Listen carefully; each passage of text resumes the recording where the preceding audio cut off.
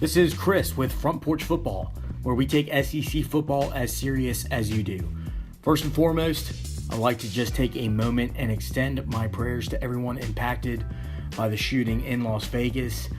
This is trying and sad times in our nation's history, but sports, including college football, has always been a way for us to come back together as a nation and take a few hours and forget kind of all the pain and sin that is out there in the world. So we'll do that for a few moments today. I'll recap the entire month of September with a power rankings of all 14 teams in the SEC, and then offer a few thoughts on the Clemson Tigers at the end of the video. So 1 month into things, here's where we stand. At number 1, we got Alabama. They've scored 125 points these past few weeks, these past 2 weekends, and only given up 3. They're starting to play with some attitude on defense, and it looks like everything is clicking for them on offense. Damian Harris is averaging over 8 yards a carry, unreal numbers. They will not drop a game this entire season if they play like that, in my opinion, and they'll definitely make it back to the national championship if they can keep this up. So at number 1, Alabama. And number 2, the Georgia Bulldogs. Jake Fromm is the real deal. He throws a great ball, and Georgia converts on third down with him as quarterback. Yes, he has a few accuracy issues and a few decision-making issues, but I definitely think he's the better choice over Jacob Eason, and I think he makes up for his lack of kind of maturity and his lack of experience by he makes it up with his athleticism and scrambling ability. He had 2 rushing touchdowns, I believe, against Tennessee this past week. Another huge bonus for the Dogs is the run game. Georgia rushed for just shy of 300 yards on Saturday, and they had 6 players finish the game with 5 or more carries.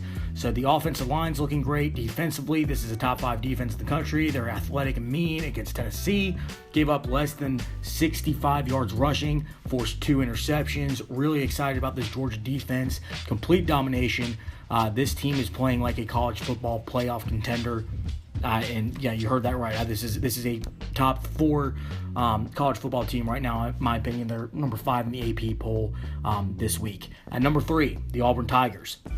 Auburn looks to have shaken the rust off from the Clemson game, and they are now starting to hum on offense. Stidham threw for over 260 yards this past weekend and for 2 touchdowns, and he had a QBR of 96.2, so not too shabby. The rushing attack had over 240 yards rushing on the ground, so it was a balanced day offensively for Auburn. That Auburn offense is kind of what wins them ball games. It's kind of opposite of I think most teams in the SEC. Defense just keeps them in games. Offense will win it. So 1 month in, Auburn is 4-1. I think they're in position to push Bama in the West. Obviously, I don't think they'll overtake them, but they'll definitely be able to push them, I think. Coming in at number 4 are the Florida Gators. Listen, sometimes you just have to win ugly. Yeah, I'm sure Florida would love to be blowing out teams like they did with the Tebow teams, but the DNA makeup of this team is to win ugly and take advantage of other teams' mishaps, and sometimes the ball just bounces your way.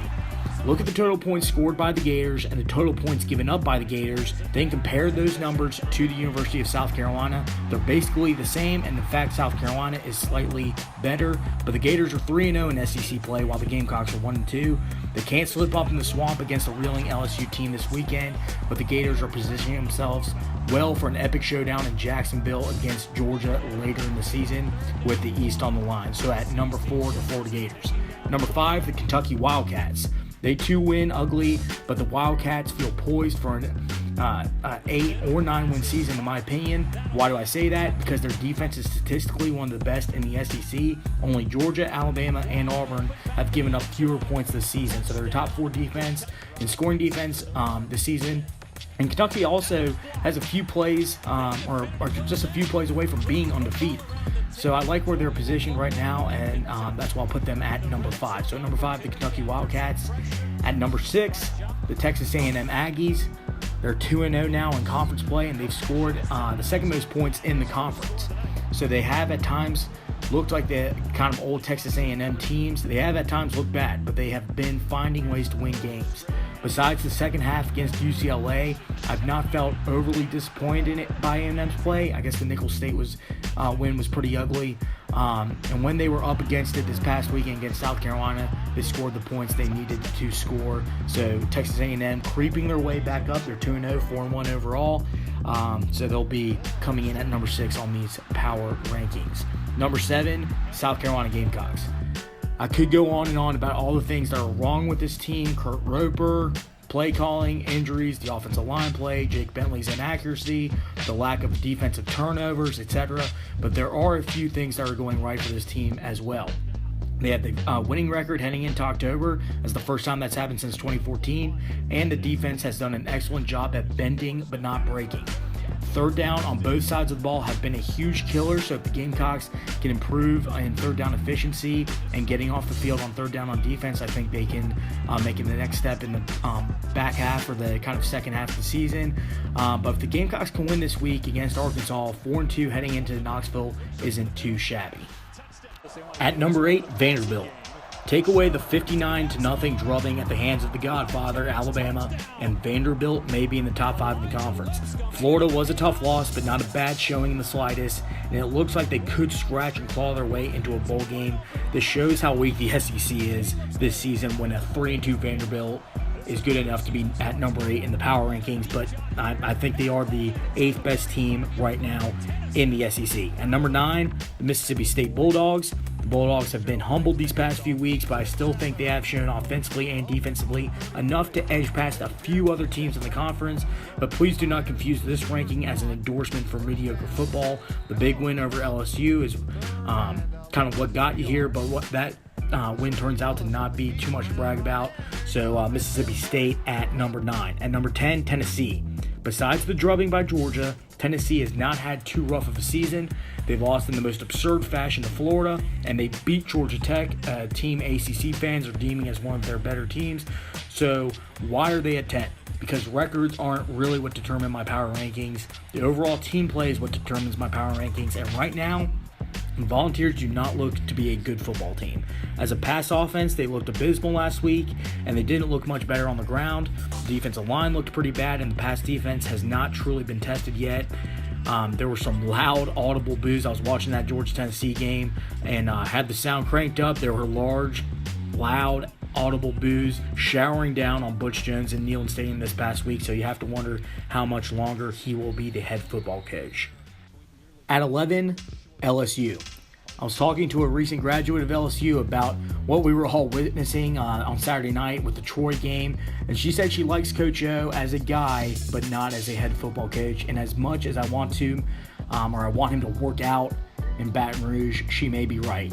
There isn't one specific thing for me that upsets me the most about these Tigers. It's just a lethargic type of play all throughout the field on both sides of the ball.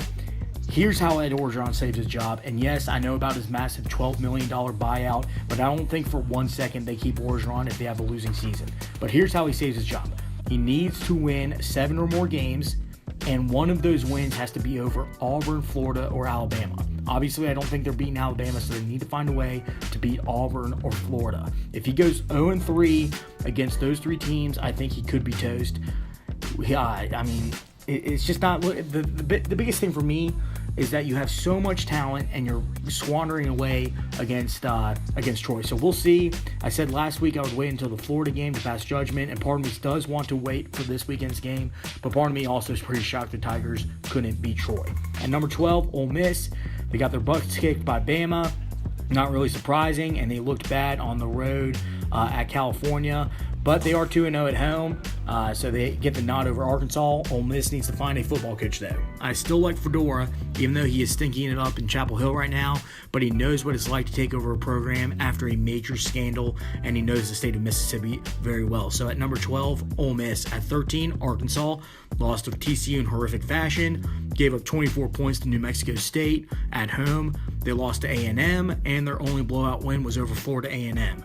God help me if the Gamecocks lose at home to Arkansas. So Arkansas at number 13. At number 14, Missouri, one of the worst teams in college football. Briefly, I will touch on Clemson's beatdown win over Virginia Tech. Great win in a hostile environment over a worthy opponent.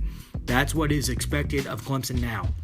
They're that good, they're that deep, And that's how they're supposed to win. They're supposed to win these big-time games in big-time environments. I told my buddy who's an Alabama fan earlier in the week that they are my pick to win the national championship. This defensive line is so nasty, and they have so many talented players that's hard finding a game where they slip up. So big win by Clemson. Have to give them a shout-out after a bad win against Boston College last week. So big beatdown win up there in Blacksburg. With that concludes this week's weekly wrap-up. Have a great rest of the week, and we'll be looking forward to talking to you later.